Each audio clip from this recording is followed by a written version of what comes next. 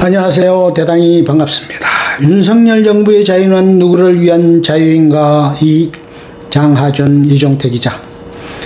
브라질의 룰라 대통령은 어땠나? 광범위한 복지제도를 시행했으나 브라질을 원자재 파는 국가로 전락시키고 말았다. 룰라는 금리를 지나치게 올렸다. 다른 나라들의 실질 이자율 명목금리 마이너스 인플레이션율이 3~4%일 때 브라질이 실질 이자율은 8 내지 12%였다. 제조업 부문의 산업자본들은 돈을 빌려 투자할 엄두를 내지 못했다. 브라질 국내외의 금융자본은 행복했다. 브라질 국채만 매입해도 거의 위험없이 10% 내외의 수익률을 올릴 수 있었다. 이로 인해 외국 자본이 브라질 국내로 대거 들어오면서 해알화, 브라질 통화의 가치가 크게 올랐다. 브라질로 수입되는 외국 상품의 가격은 내려간 반면 브라질 수출품의 해외 가격은 상승. 그 결과 브라질 제조업과 수출 산업의 절멸이었다. 통계에 따라 좀 다르지만 브라질 GDP에서 제조업 비중이 1980년대 중후반까지만 해도 30 내지 35%였다. 지금은 10%가 안 된다. 영국 말고 이토록 급격하게 탈산업화를 한 나라는 없다. 룰라 정부는 지나친 친금융자본 정책으로 인해 생산적 산업 육성에 실패했다. 결국 한때 개발도상국 중 제조업이 가장 발달한 나라였던 브라질이 천년자원 수출에 매달리게 되었다. 그나마 복지 부문에서 성공하지 않았나? 금융자본에 유리한 정책을 펼쳐 거둔 세금으로 복지정책을 시행하긴 했다. 그러나 산업정책에서 실패하면 복지제도 역시 허사로 돌아간다. 진보 성향 정부가 산업정책에 성공해서 제대로 된 일자리를 많이 만들면 후임 우파 정권도 그걸 의도적으로 부수지는 못한다. 그러나 복지는 처리할 수 있고 이에 따른 사회 태보가 불가피하다. 남아프리카 공화국의 만델라 정부는 또 비슷한 경로를 밟았다. 진보 성향 정당들의 비극이다. 영국의 노동당은 어떤가? 현재 노동당 주도 세력은 기본적으로 보수당의 신자유주의 정책 기조를 수용한다. 다만 그 파괴성을 어느 정도 억제하려고 시도할 뿐이다. 1980년대 대체리즘의 기본 프레임에서 벗어나지 못했다. 비유하자면 대체의 신자유주의는 시민들의 통행에 방해가 되니 신호등 같은 교통규칙을 모두 제거하자는 시기였다. 그러다 보니 사고가 많이 발생했다. 그러나 1990년대 후반 집권에 성공한 토니 블레어 전 총리의 신노동당은 사고 피해자들을 치료해주고 교통안전 캠페인도 시행하자는 정도에 머무르고 만다. 제레미 코빈 전 노동당 대표가 당의 이런 기조를 바꾸려 노력했으나 실패하고 말았다. 지금 노동당 지도부는 블레어의 노선으로 집권할 수 있다고 믿는 것 같다. 그러나 영국 사회를 제대로 바꾸지는 못할 것이다.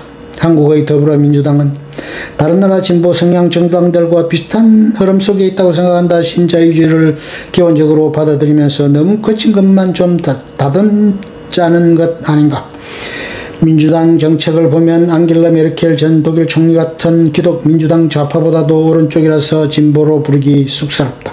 그러니까 집권에도 금방 밀려나고 만다. 시민들 입장에선 큰 긍정적 변화가 없는 상황에서 진보 정권의 실수와 부정 사례가 자꾸 노출되니 다시 표를 던지지 않는다. 그러나 후임 보수 정권은 그나마 진보 정권에서 이루어진 성과도 퇴보시켜버린다. 다른 나라 진보 성향 정당에서도 나타나는 현상이다. 최근 한국에서나 글로벌 차원에서나 경제적 불안감이 점증하고 있는데 어떻게 전망하냐. 2008년 세계 금융위기를 일으켰던 시스템의 기본적 틀이 계속 유지되면서 지금의 금융불안으로 이어졌다.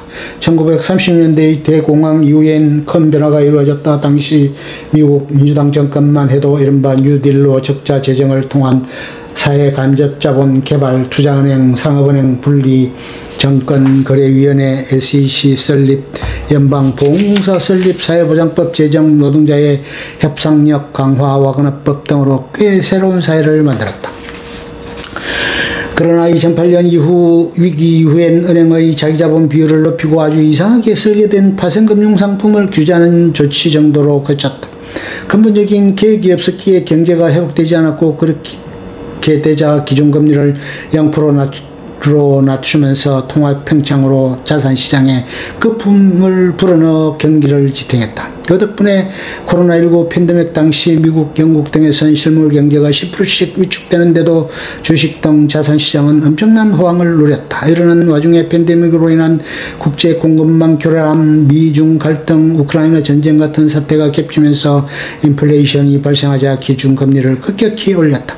1년 사이에 0%에서 5%선까지 금리 인상으로 미국 국채 가격이 떨어지면서 실리콘밸리 은행 SVB가 파산했다. 사진은 SVB 본점 앞에서 고객들이 예금된 돈을 찾기 위해 줄 서 있는 모습. 기준금리 인상 결과는